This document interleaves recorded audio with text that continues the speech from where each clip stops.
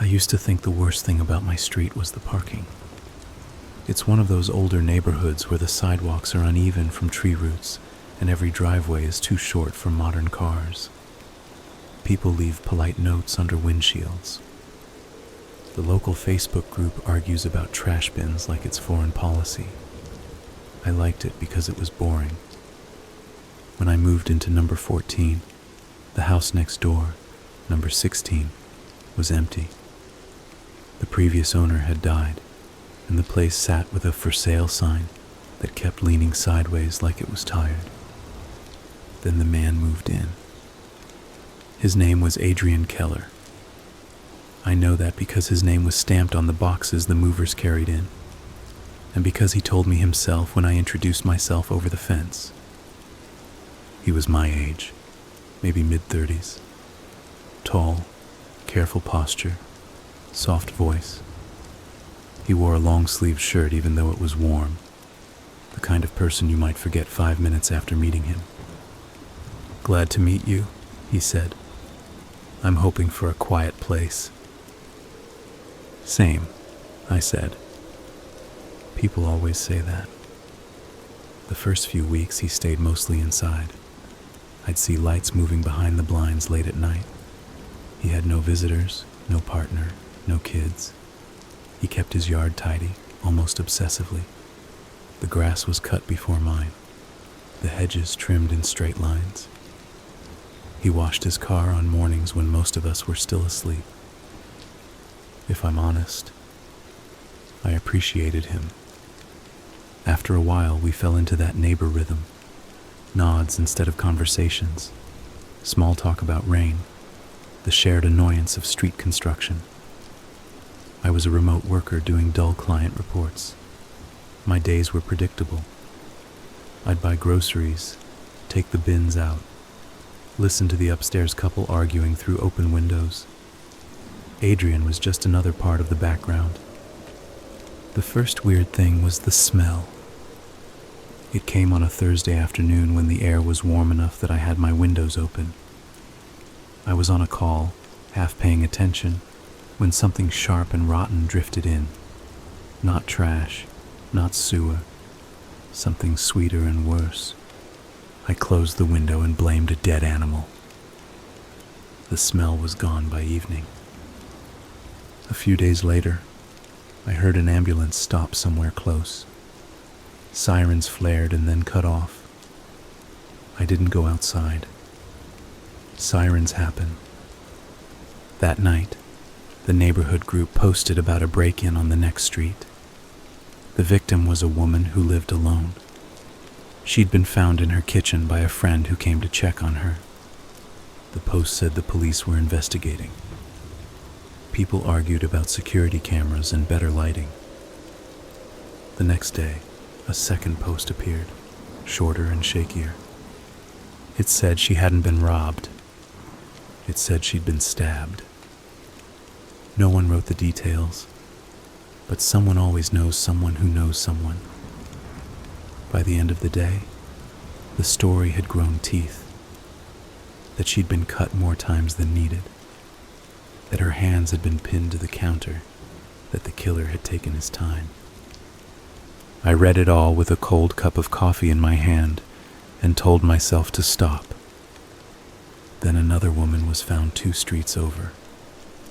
The same neighborhood, similar age, similar living situation. I didn't think about Adrian, not at first, because why would I? He waved when he saw me by the bins. He brought my package over once when it was left on his porch by mistake. "Looks like they're messing up deliveries again," he said with a small laugh. "Thanks," I said. I should tell you now that nothing about him screamed danger. That's the part that keeps me up at night now. Not that I miss the signs, but that there weren't any obvious ones. The murders made everyone tense. People started walking in pairs. The local hardware store ran out of motion lights. My friend Nora texted me once, half joking, asking if I'd bought pepper spray. I told her no. It felt like admitting fear out loud would make it real. Adrian and I spoke more during that time, which in hindsight feels like a bad joke. One Saturday morning, I was trimming a stubborn vine that had started to swallow my fence. He was outside with a neat row of empty cardboard boxes. "Do you mind if I burn these?" he asked. "In a small barrel, just to avoid a big pickup." We weren't supposed to do open burning within city limits. Everyone did it anyway when they thought no one was watching. "As long as it's safe," I said. "It will be." He had that calm certainty that makes you trust a person. The smell came back later that day, faint at first, then stronger. I looked out my kitchen window and saw a thin ribbon of smoke curling from his backyard. I thought about asking him to put it out. I didn't. The next murder happened the following week. This one wasn't a woman living alone. It was a couple. They were found in their living room. From the rumors, the violence was chaotic, like a storm.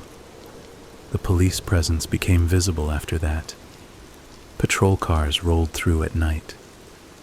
A detective knocked on doors asking if anyone had seen anything unusual. When they came to my house, I told them no. Adrian was outside when they left. "Everything okay?" he asked. "Just routine questions," I said. "People can get hysterical," he said, softly disapproving in the way you might talk about bad manners. He watched the patrol car disappear down the street. I remember a small flutter of irritation that he didn't look more concerned. Then I told myself that some people cope by acting mild. The first time I truly noticed him was over something stupid. I was carrying groceries in, balancing a bag that was cutting into my fingers. I dropped my keys on the walkway. As I leaned down to pick them up, I saw movement through the gap between our houses. Adrian was in his side yard, kneeling in the dirt, scraping something off a stone with a small tool. It was a tiny moment. He might have been cleaning gum, removing paint, picking weeds, but he looked focused in a way that felt intimate and wrong, like I'd walked in on someone whispering to themselves. He glanced up and caught me looking. "Garden mess," he said. "Oh," I said. He stood and wiped his hands on a cloth he pulled from his pocket. It was already stained a dark brown. I carried the groceries inside with my heart beating faster than it should have. That night, I tried to reason myself out of paranoia. Everybody had stains. Everybody had odd habits. Still, I locked my back door twice. The next morning, a cat was missing. It belonged to the family across the street, a plump ginger thing that liked to sleep on warm car hoods.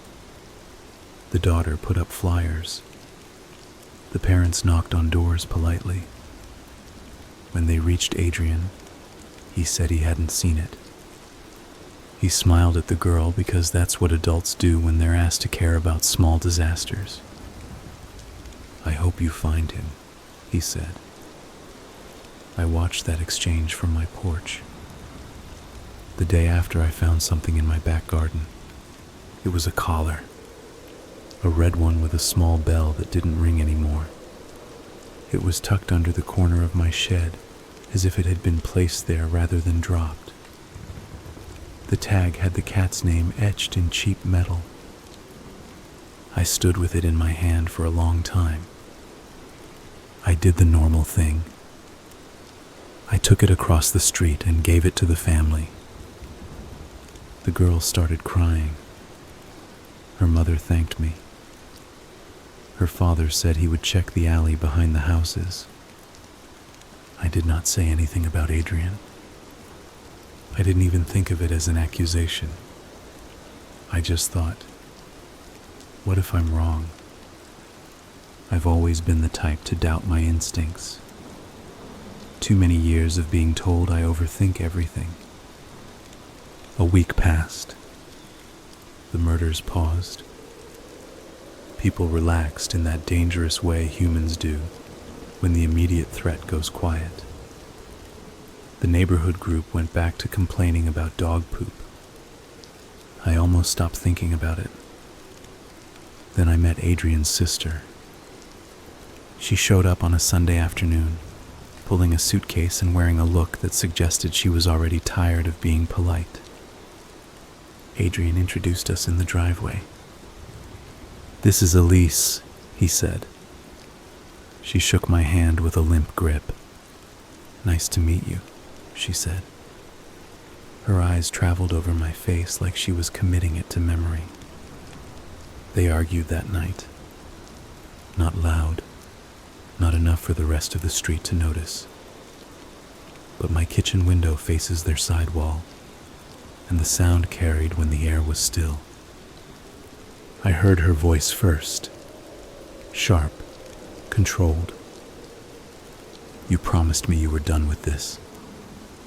His voice was low and flat. "You don't understand what you're asking.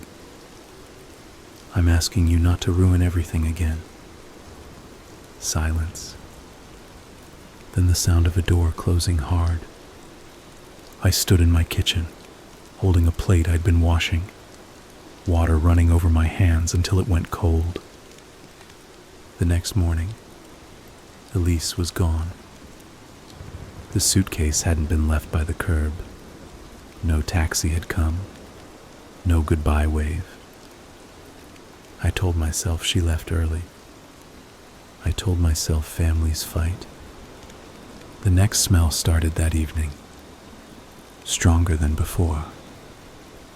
This time it pushed all the way into my living room, even with the windows shut. I walked outside and stood at the fence. Adrian's backyard was quiet. No smoke. I considered calling the city about a possible gas leak or a dead animal. Then I saw his basement window open a crack. The basement windows along our row of houses are at ground level. Small rectangles you can barely peer through from the outside. His was propped open with a wedge of wood. The smell seemed to rise from there. I walked back inside before my courage could turn itself into action. That night I had a dream that my house was full of ants. They crawled out of the vents, out from behind frames, out of my mouth. I kept waking up with the feeling that something small was moving on my skin. When I went to throw away trash the next day, I saw a plastic bag sitting near Adrian's bins. It was heavy enough that the bottom was stretched. A wet spot had formed underneath it. I stopped walking. I stared. He opened his back door as if he'd been watching for me.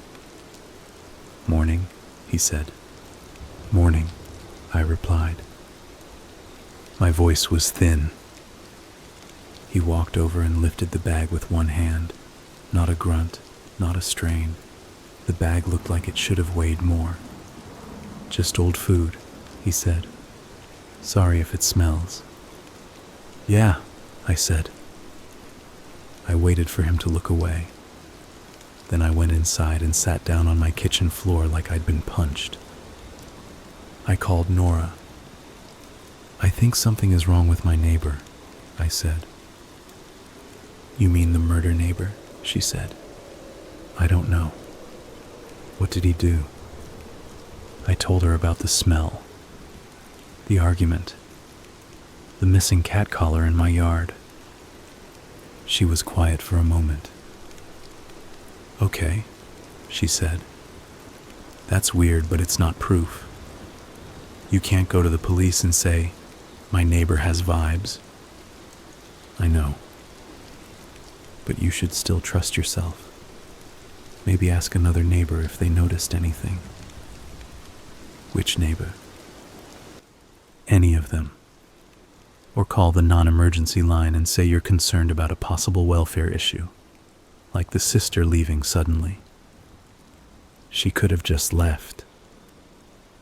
Yeah, but you don't sound like you believe that.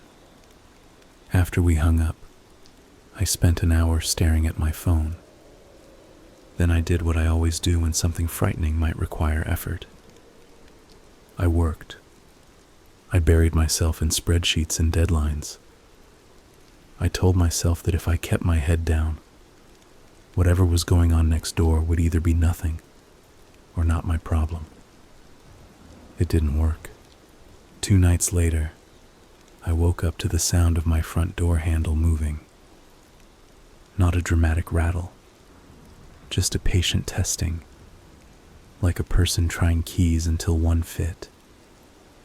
I froze. I live alone. My mind went through every possibility in a second. Wrong house, drunk person, actual break-in. I didn't reach for my phone. I didn't shout. I listened. The handle stopped. A pause. Then slow footsteps across my porch. I waited until I heard my gate creak at the side of the house. I got up and moved to the window in my hallway. I lifted the blind a finger's width. A figure crossed my alley. It was Adrian. He wasn't stumbling. He wasn't hurried. He carried a small tool bag in one hand. He entered his back door and closed it carefully. I stood in the dark for a long time, the air in my lungs turning stale. In the morning, I found my front door unlocked. I know what you're thinking. That maybe I forgot. I didn't. I check the lock every night out of habit. It's an anxious ritual, one I've had since my early 20s after a friend's apartment got robbed. Someone had unlocked it. Nothing inside my house was disturbed. My laptop was still on the desk. The TV was there. My wallet was in the same drawer. That was worse. It meant whoever opened my door wasn't looking for stuff. They were checking me, or warning me. I called the police this time, and I hated myself for how I framed it. I told them I thought someone might have tried to enter my house. I did not say my neighbor. An officer came by that afternoon. He walked around my porch, checked the lock, asked if I had cameras. I said no. He shrugged in a sympathetic way. Could have been kids, he said. Could have been someone confused. If it happens again, call us right away. He gave me a pamphlet about home security. That evening, Adrian knocked on my door. I didn't answer at first. Then I did. Because suspicion isn't proof. And because not opening the door felt like an accusation. He was holding a small potted plant. Peace offering, he said. For what? I worry I've been distant. Moving is stressful. I'm not always good at fitting in. I took the plant because refusing it felt childish. Thanks, I said. He looked past me into my house without trying to hide it. Everything okay? He asked. Yeah. Why? I saw a police car earlier. I felt my spine go tight. Someone tried my door last night, I said. His expression changed in a way so small it could have been my imagination. A micro flinch. A breath that reset. That's awful, he said. Yeah. If you need anything, he said, I'm right next door. I wanted to tell him to go to hell. I thanked him instead. After he left, I set the plant on my kitchen counter and stared at it. It was a succulent, the kind that survives neglect. I thought about how easy it would be to water it once a week and pretend the gesture meant safety. That night, I couldn't sleep. I kept thinking of his sister's voice through the wall. The words, "Done with this." The way he carried that heavy bag like it was nothing. I tried to reconstruct a rational path that didn't end in horror. Maybe he worked with animals. Maybe he was cleaning out a freezer. Maybe his sister was dramatic. Then I went outside to smoke a cigarette I didn't even want. I stood at the edge of my back patio and listened. The night was still. Then I heard a low humming sound. Not music. Not a tune. A steady mechanical hum that rose and fell in cycles. It sounded like a power tool being used underground. I walked toward our shared fence. His basement light was on. A dim bar of yellow leaked from the window. I should have gone back inside. I should have done 100 sensible things. Instead, I stepped closer and crouched, then leaned toward the window. The glass was fogged on the inside. I wiped a small circle with the sleeve of my hoodie. What I saw wasn't clear at first. The view was angled and partially blocked by a storage shelf. Then Adrian moved into the open space. He wore an apron. Something dark was smeared across it. On a table behind him lay a shape under plastic, human-sized. He lifted a hand tool, metal, short, designed to cut, and bent over the table with an unhurried precision. My brain fought the image like it was a language I didn't understand. Then the plastic shifted. A hand slid out, pale, limp. A woman's hand, a ring still on the finger. I collapsed backwards so hard I scraped my shoulder against the brick. The humming stopped. I didn't breathe. I heard footsteps, close to the window. A shadow blocked the light. He was standing right on the other side. I stayed frozen in a squat against the wall of my own house, the way a child hides from something they know can still see them. A long moment passed. Then he closed the window. The latch clicked. The light went off. I didn't move until my legs started shaking so badly they hurt. I ran inside and locked every door and window. I grabbed my phone. I started to dial 110, then stopped. What would I say? I looked through a basement window and I think I saw, what? A body? A hand? A woman's ring? I knew exactly how that would sound.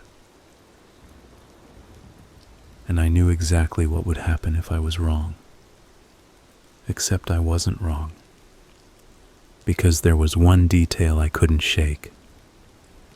The ring. It was thick and gold with a small green stone. I had seen that ring before. The woman who was found a few streets away, the first murder, had a photo in the neighborhood group, a fundraiser post for her family. She was smiling in a bright kitchen, holding a cake. Her hands were visible. She was wearing that ring. I scrolled until I found the photo again, my thumb shaking so badly I kept missing it. The ring matched. My stomach turned into a cold knot. I called Nora back. She answered on the second ring. "I'm not okay," I said. "What happened?" "I saw something. I think it's him. I think it's actually him." I told her everything I had seen. She didn't interrupt. When I finished, she said, "Call the police. Now." I'm scared they won't take me seriously. Then you say you think someone is being harmed right now. You say you saw what looked like a body. You make it urgent. I swallowed. Okay. And don't stay there alone. I'm coming over. I wanted to tell her not to. I wanted to tell her to stay safe. But fear makes you selfish. "Please hurry," I said. I called. The dispatcher asked me to repeat myself twice. I kept my voice as neutral as I could, like I was reporting a broken streetlight. "I looked through a basement window," I said. "It looked like my neighbor was cutting up a body." There was a pause. "Stay inside," she said. "Lock your doors. Officers are on the way." I didn't hang up. I sat in my living room with all the lights on, listening to every sound from next door. Nothing. No footsteps. No doors. Just silence. I checked the street through my blinds. No patrol car. I checked again. Still nothing. My brain started to build excuses for him even as I waited for help. Maybe it was a mannequin. Maybe it was some kind of art installation.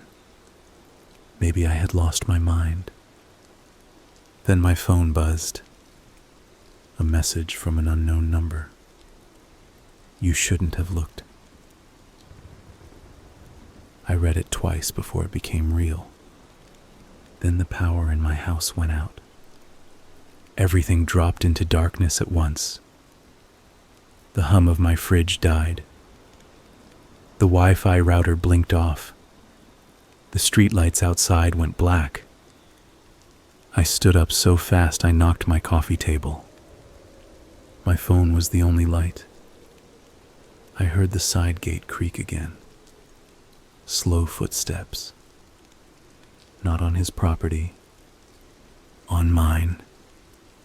I backed away from the windows and held my phone in both hands. "Police are on the way," I said out loud, and hated how small my voice sounded. The footsteps stopped close to my back door. Then I heard the soft sound of metal touching metal. Someone was working a lock. I didn't move. I couldn't. The lock clicked. My body went cold in that deep, instinctive way that has nothing to do with temperature. The door opened. Adrian stepped into my kitchen like he belonged there. He had changed clothes. He wore a clean shirt and jeans, as if this were a casual visit. But his hands were wrong. The nails were still dark. His knuckles had tiny cuts. He glanced at my phone. "Who did you call?" he asked. My mouth didn't work. He sighed and walked closer. "I tried to be a good neighbor," he said. "I tried to be quiet." I backed away until my shoulders hit the living room wall. He stopped a few feet from me. "Do you know how long it took to build a routine that kept me stable?" he asked. Stable. Like murder was a diet. He tilted his head.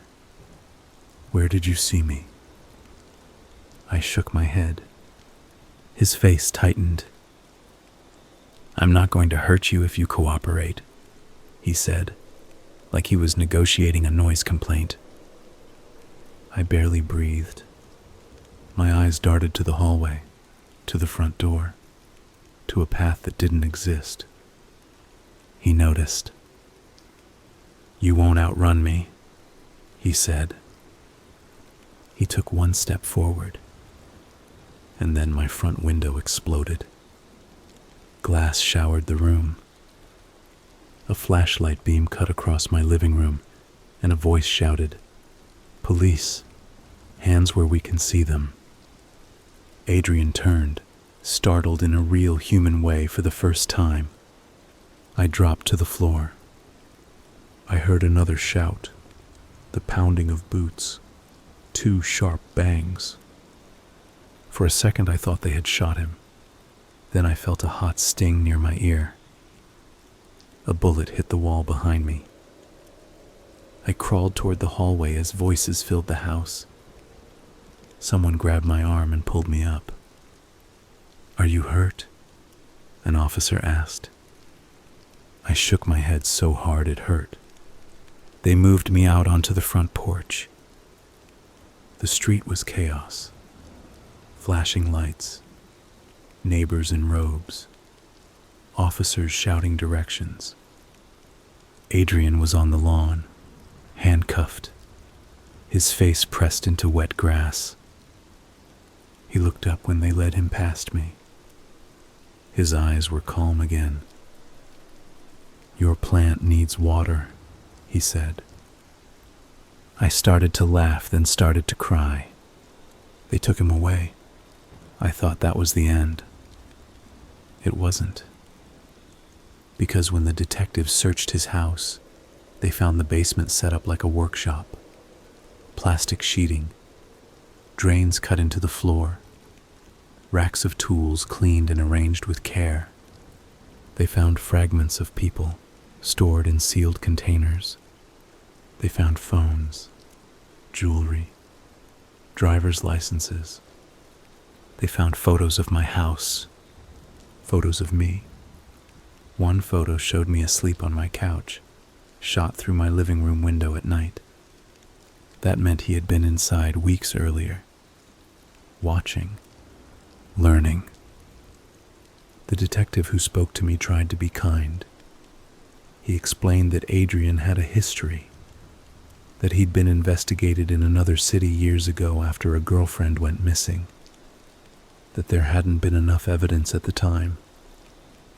He said they were still trying to identify all the victims. He said it might take months. I asked about Elise. He didn't answer at first. Then he told me they had found a suitcase in the basement storage room, the kind with a broken handle. Inside was a woman's coat and a set of keys. Later, they found what was left of her in a sealed freezer unit. I went to the bathroom and vomited until my throat burned. The news trucks came the next day. They parked outside the cordoned street and filmed the neat little houses like they were filming a crime scene on another planet. My face was blurred in the background of one clip, standing on my porch with a blanket over my shoulders. I spent the following nights at Nora's place. I told myself I was safe. Then the emails started. They came from anonymous addresses. Short messages. You think they got everything. They didn't. You saw the basement. You didn't see the attic.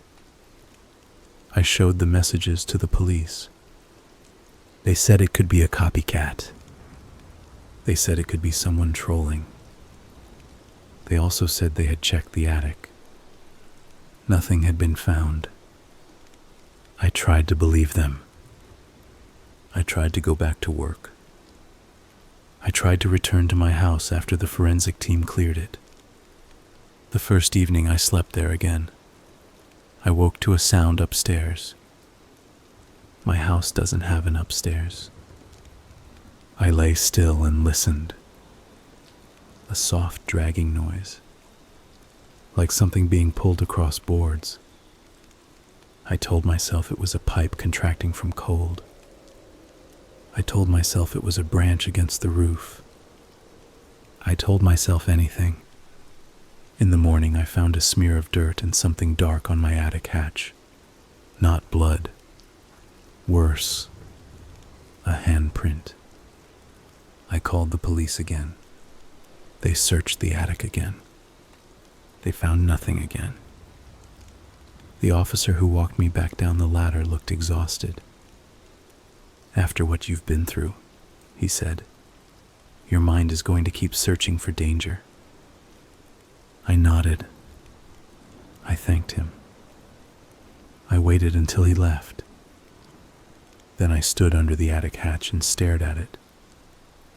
Because there was one more thing I hadn't told anyone on the night they arrested Adrian, when they pulled him across my lawn. Something fell from his pocket. A small notebook. I picked it up before anyone noticed.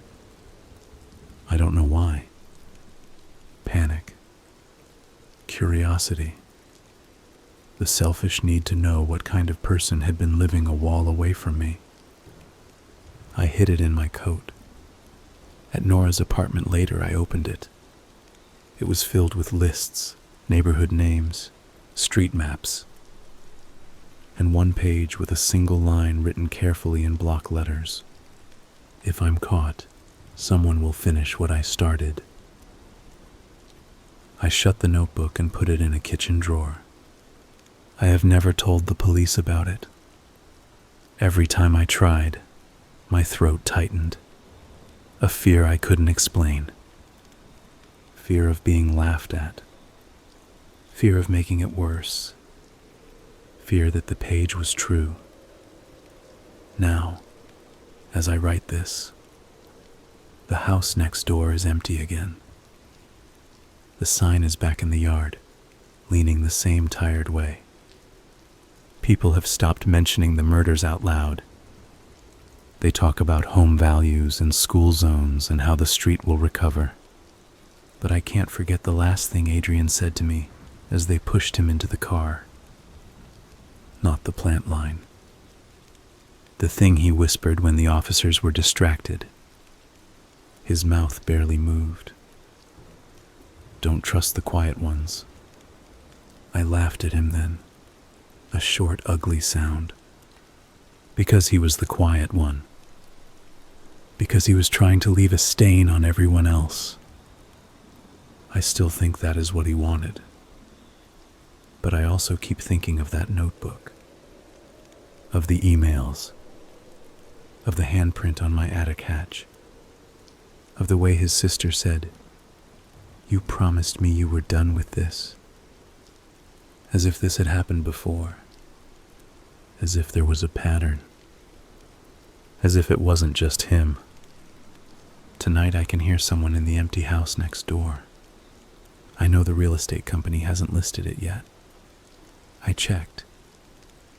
Yet the porch light is on. There is a shadow moving behind the blinds. And the smell is back. Not faint. Not distant. Close enough that it feels like it's coming from inside my own walls. I'm writing this while I still have time to be believed. Because if the quiet house next door fills up again, I don't think the next person will be as polite as Adrian. I don't think the next person will bother pretending to be a good neighbor.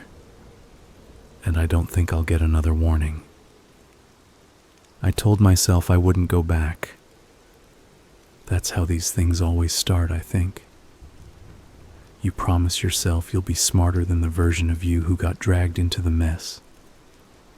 You promise you'll keep your head down and let professionals do their work. You promise you won't be the idiot in the horror story who walks toward the sound. Then the porch light in the empty house next door flickers on at midnight, and you stand there in your own kitchen, as if your body is being pulled by a string. I didn't call the police right away. I wish I had a better excuse than that I didn't want to be embarrassing again. I'd already been the neighbor who looked through the basement window, the survivor, the person whose house got its front window blown out on the evening news. The officers had been polite, but after a while you can feel when people are tired of you, when you're no longer a victim and you've become a potential complication. So I watched. The light stayed on for an hour. A shadow crossed the blinds twice. Then the light went off. The next morning I walked past number 16 on my way to the bus stop, pretending I had somewhere urgent to be. The for sale sign leaned the same way it had before Adrian moved in.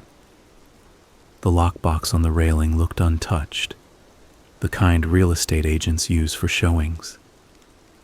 Nothing about the house suggested it had anyone inside, but the smell was there. It hit me as I reached the sidewalk in front of it. Soft at first, then sharp enough to make my eyes water. Not the basement smell from before.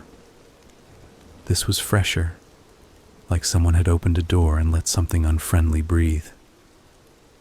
I crossed the street to avoid the porch. At work, I made myself useful. I wrote emails with more punctuation than necessary. I attended meetings I could have skipped.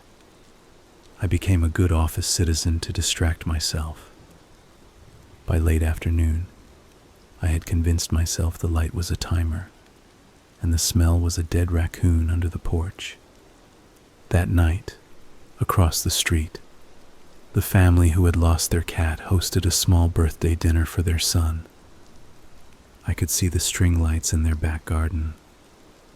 I could hear the gentle noise of normal life. I sat on my patio with a beer and forced myself to focus on laughter instead of shadows. Then I heard a vehicle pull up. A van. Not a moving van. A plain gray service van with no visible logo. It parked in front of number 16 with a clean, deliberate stop. 2 people got out. A man and a woman. They moved with the confidence of people who have a reason to be where they are. The woman carried a clipboard. The man carried a small toolbox.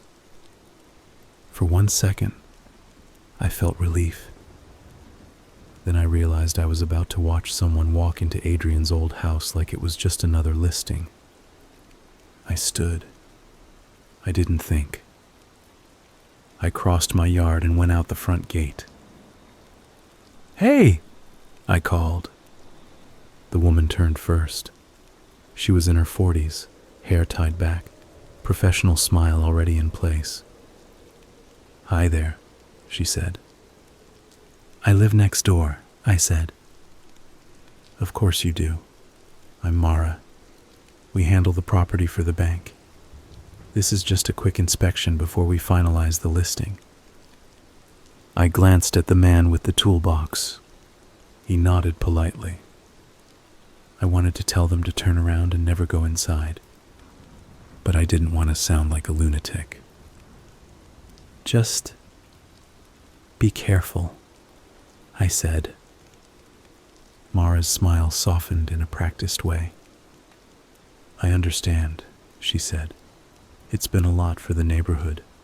We're trying to move responsibly. We won't be long."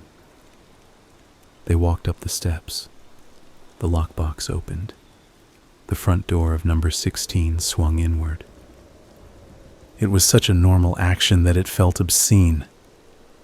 I stayed on the sidewalk, pretending to check my phone. The door closed behind them. 5 minutes passed, then 10. I thought about leaving. I thought about being a sane person. Then I heard a scream. It was short. Not a movie scream. Not an extended wail. Just the raw sound of a human body realizing something is wrong and not having the time to negotiate with it. I ran. I didn't go through my front yard. I went straight to their porch. The front door was locked. I banged on it. "Mara?" I shouted. No answer. I pressed my ear against the wood. I heard muffled voices. A scuffle. Something heavy hitting the floor. My hands shook so hard I had to press them flat against the door to steady myself. I backed down the steps and fumbled for my phone. Then the door opened. Not wide. A narrow crack. The man with the toolbox was there. But his face wasn't calm anymore. It was drained and wet with sweat. He was holding his arm against his stomach. Blood seeped between his fingers. Call, he said. A hand appeared behind him and yanked him backward. The door slammed shut. I stood frozen on the porch with my phone in my hand. I called 110. I said my name. I said I lived next door. I said people had gone into the house and someone was hurt. The dispatcher told me to stay away. I didn't. I stepped off the porch and circled to the side gate that had always been unlocked when Adrian lived there. This time it was locked. I shook it anyway. I tried the latch. I should have listened to the dispatcher.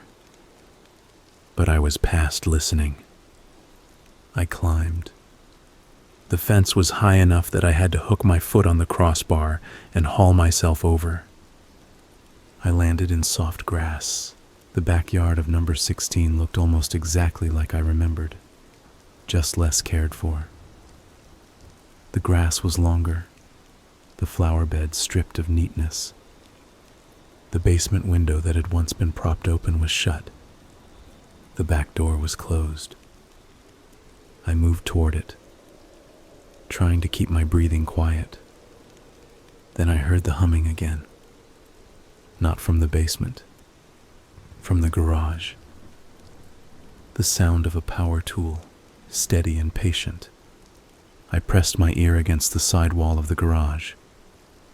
The hum ended. Silence. And then, in a voice so close it felt like it came from inside my skull, someone said, "Leave." I spun. Mara stood a few meters away near the back steps. She was alive. Her clothes were torn along the shoulder. Her knees looked scraped. Her face was bruising purple along the jaw. She held a small knife in her hand. Not a kitchen knife. A short folding blade that looked like it belonged in a pocket. Her wrist was slick with blood. "Are you okay?" I said. "Leave," she repeated. "That guy, your coworker, he's hurt." She blinked at me slowly. "I'm not your coworker," she said. My stomach dropped. "I saw you outside with him." "I know what you saw." She stepped closer. "Listen carefully," she said. "If you stay here, you die." I tried to translate the words into something that made sense. "Who are you?" She tilted her head in a way that reminded me of Adrian. Not a family resemblance, a habit. "Someone cleaning up," she said. "Cleaning up what?" She exhaled through her nose like she was irritated by the basics of conversation. "Your neighbor didn't work alone," she said. I felt my mouth go dry. "That's not possible." She looked past me toward my house. "Is that what you need to believe to sleep?"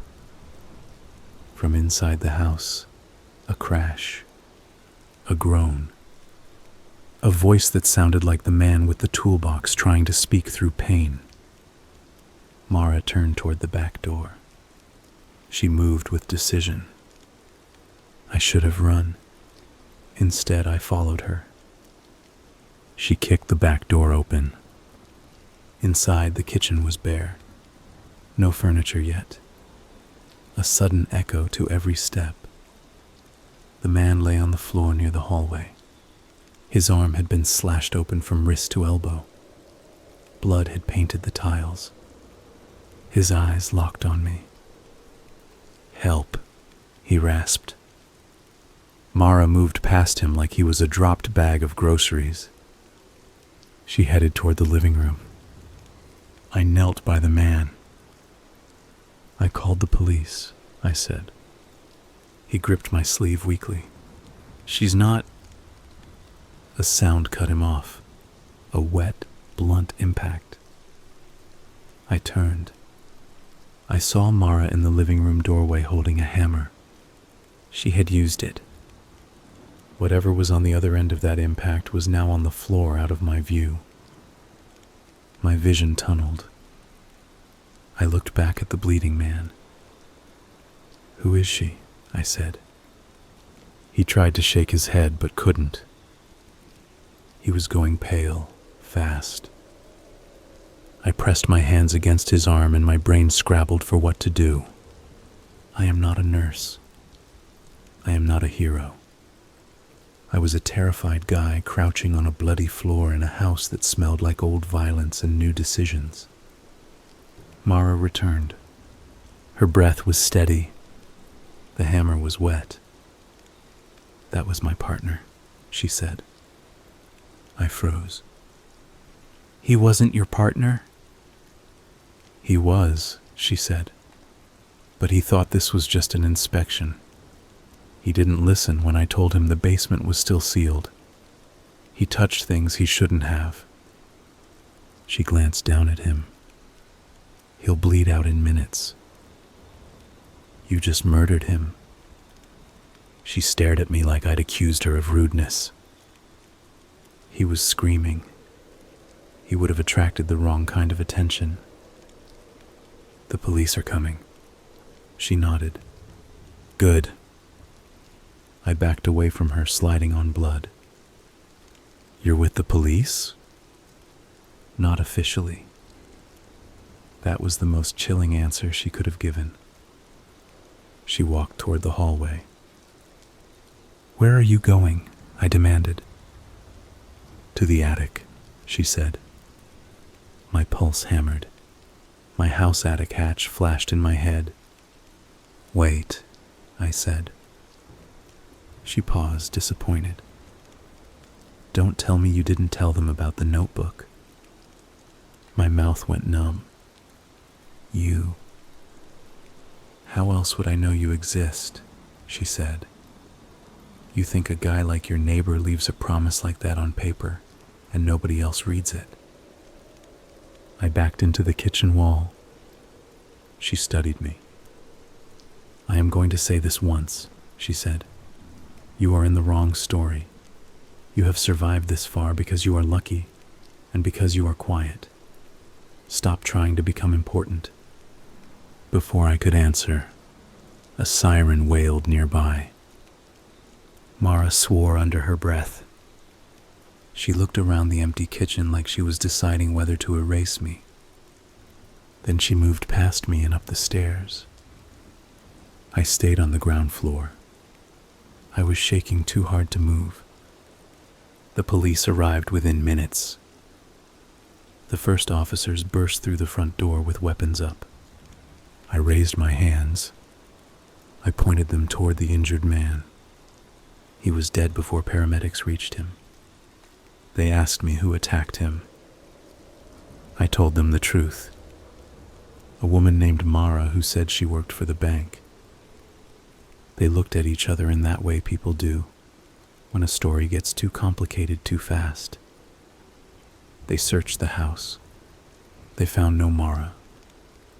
The attic access was sealed from the outside. Fresh screws, fresh sealant. Whoever had closed it knew exactly how to buy time. The officers asked me if I had hit my head. They didn't say it like an insult. They said it like a paper they'd read once in training. I didn't blame them. A man survives a serial killer next door. A year later, a mystery woman breaks into the same house and kills someone with a hammer. It sounds like a lie you'd write in a bad screenplay.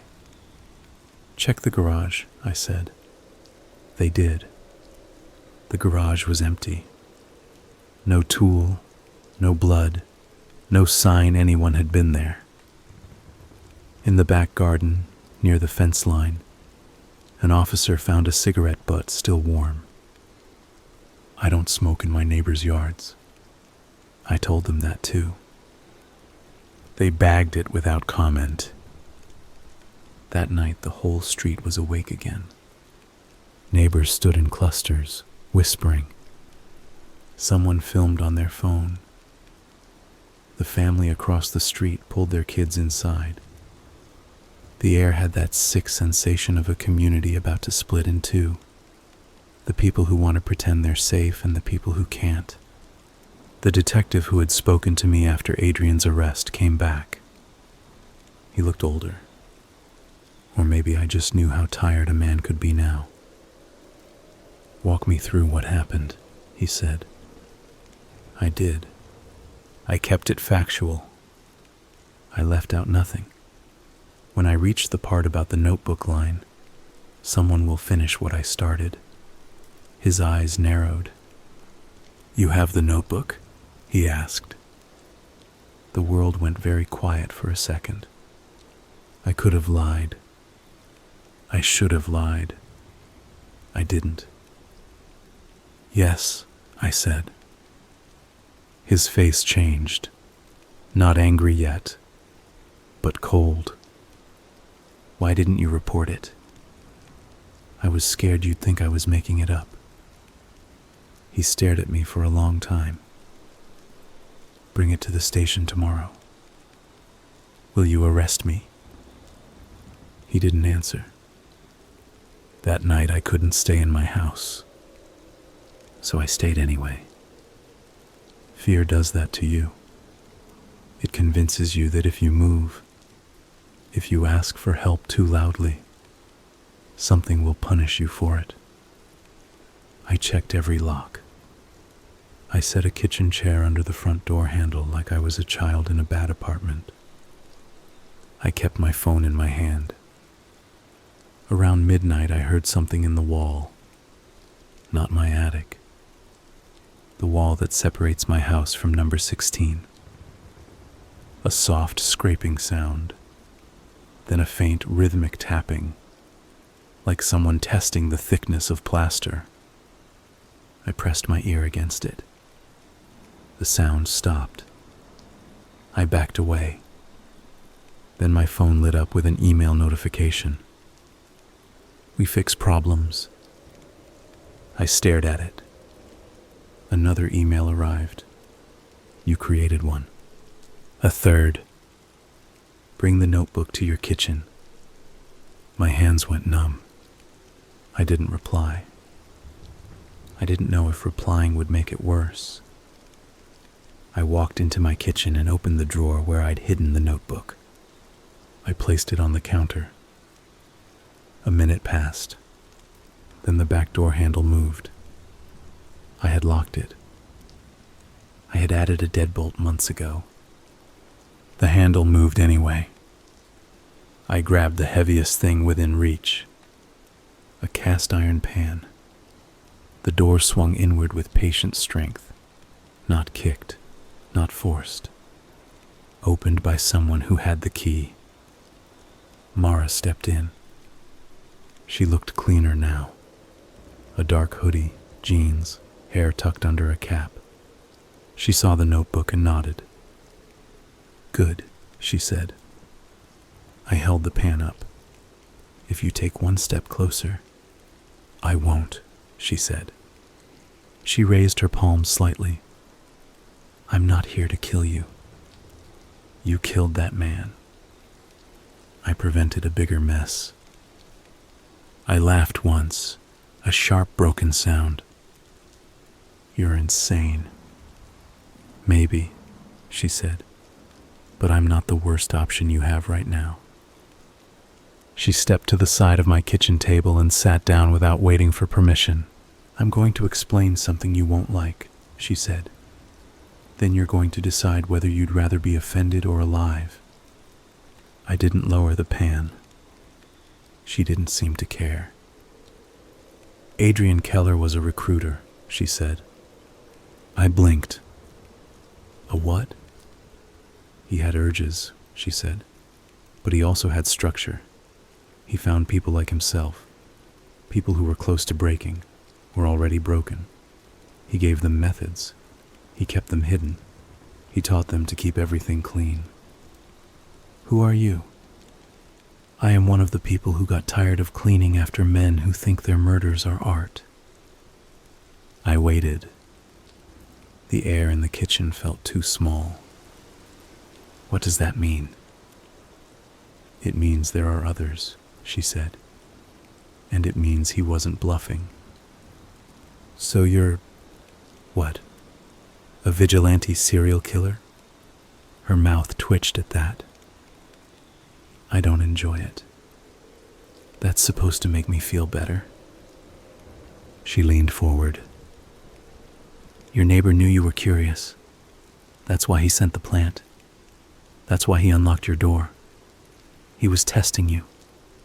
He wanted to know whether you could be turned into a problem or turned into a shield. A shield for what? For the network. I hated the word. It sounded too organized, too modern, like something you'd pay a membership for. I don't believe you, I said. She opened her pocket and set something on the table. A phone. She slid it toward me.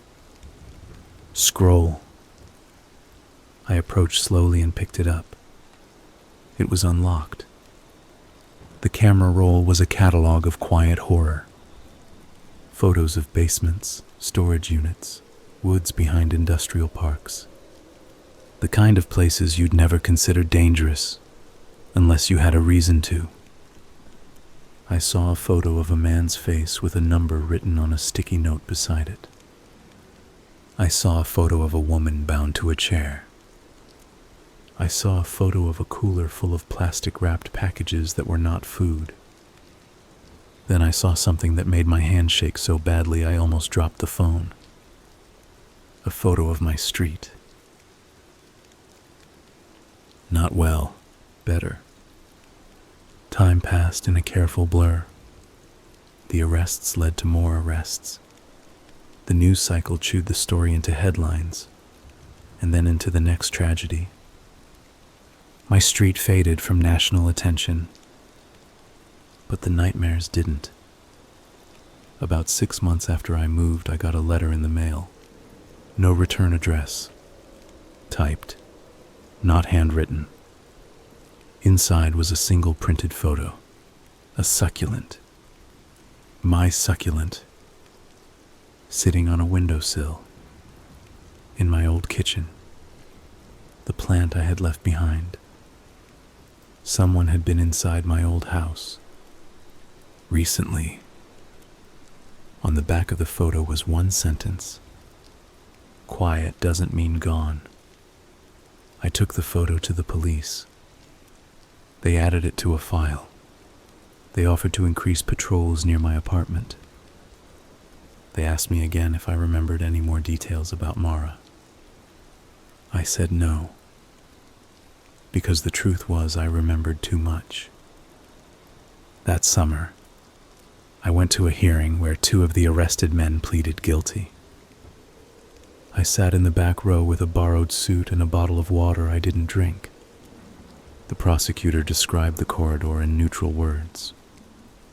The defense attorney tried to frame the men as damaged, as influenced. The judge looked tired.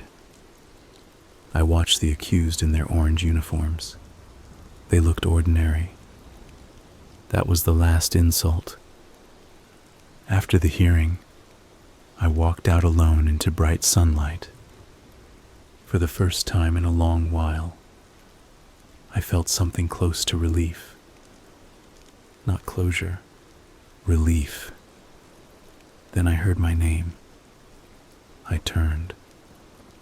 A woman stood by a pillar outside the courthouse. She wore sunglasses and a simple summer dress. Her hair was down. Her face was different enough that if I hadn't known her voice, I would have missed her. "Mara?" I said. She didn't correct me. She smiled faintly. "You did well," she said. "You used me," I said. "Yes." She said it without shame. "I also kept you alive," she added. I stared at her. People walked between us. No one noticed anything unusual. She was just another woman outside a courthouse. "Are there more of them?" I asked. "Always," she said. Are you one of them? She tilted her head. I don't think labels help you. What do you want? Nothing. Then she paused. That's not true. She reached into her bag and pulled out a small envelope. She handed it to me. Inside was a USB drive. What is this? Names, she said. Partial ones. Locations. Places they used before your street. Why give this to me? Because you'll give it to someone who can use it, she said.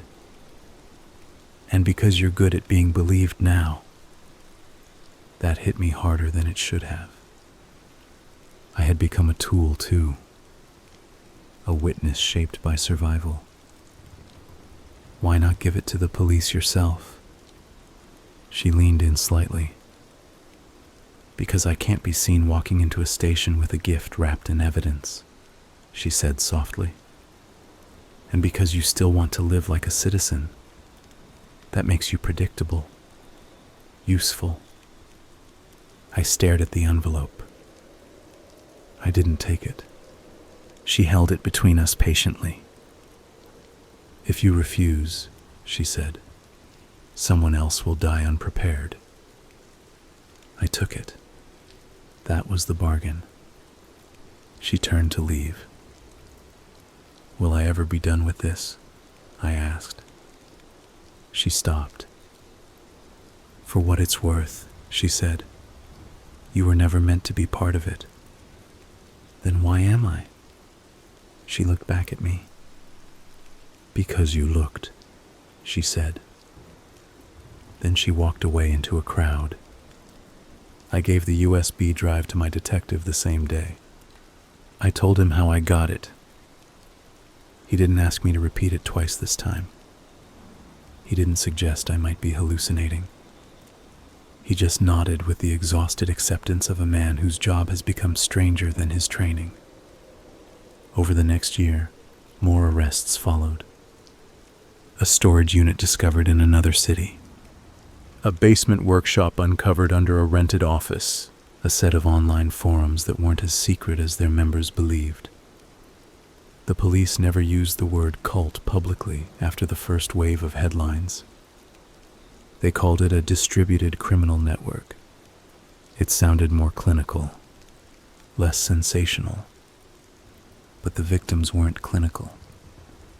They were people pulled from ordinary lives. A pharmacy worker, a music teacher, a father who took a wrong turn walking home. The names began to fill newspapers in memorial columns. I read everyone. I didn't know any of them. I still felt responsible. Because my street had been a node. Because I had been the neighbor who missed what was happening until it was almost my own blood on the floor. 2 years after Adrian's arrest, my old street held a small vigil. Someone invited me. I didn't go. I couldn't stand the idea of candles and quiet speeches and the polite version of grief. Grief isn't polite. It's messy and humiliating. It sits on your chest until you can't remember what breathing felt like before fear. I sometimes wonder what happened to the women whose names were never recovered. The fragments still in the earth of small parks. The bones still in rivers. The missing pieces of people that will remain missing. That's the part the news doesn't cover much. Not the horror of the act. The administrative horror of aftermath. The paperwork of loss. The endless calls to databases. The families trying to decide whether an unidentified bone is hope or another wound. I tried therapy. It helped in small ways. I learned how to sleep with noise machines. I learned to name the panic before it swallowed me. I learned to stop blaming myself for not being a superhero. But I never learned how to trust walls again. Even now in my 4th floor apartment, I sometimes press my palm to the drywall and imagine a corridor behind it. Sometimes I still check my locks 3 times. Sometimes I still smell bleach and feel like I'm back in that closet. The last time I heard from Mara was not a message. It was a news photo. A raid in a different city. A blurred figure in the background being led away in handcuffs. Even in the pixelated grain, I recognized her posture, her economy of motion, the way she kept her head level. The article said she was an unnamed suspect linked to multiple homicides.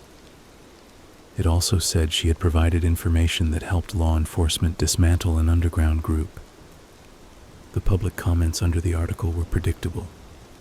Some called her a monster. Some called her a hero. Most just wanted the story to end. I stared at her blurred face on my screen for a long time. I didn't feel gratitude. I didn't feel hate. I felt the same exhausted clarity I'd felt when I first saw Adrian's basement. That people are complicated enough to terrify you without needing to be mythical. That evil doesn't always announce itself with drama. Sometimes it decorates a yard, returns a misdelivered package, and asks permission to burn boxes. And sometimes the person who stops it is not clean either. A few months after that article, I got another letter. No return address. Inside was a small house key. Attached to it was a tag reading 14, my old house number. I called the developer. The house was still empty. They hadn't listed it yet.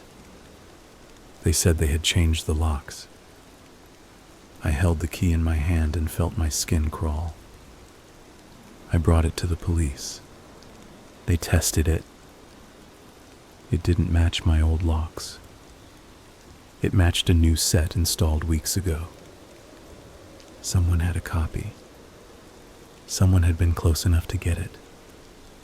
The detective asked me if I wanted to enter witness protection. He said it carefully, like he was offering a complicated medicine. I asked if that was realistic. He said for some people, yes. I declined. I don't know if that was brave or stupid. I just know I was tired of letting my life be moved like furniture by other people's violence, so I did the only thing that felt like mine.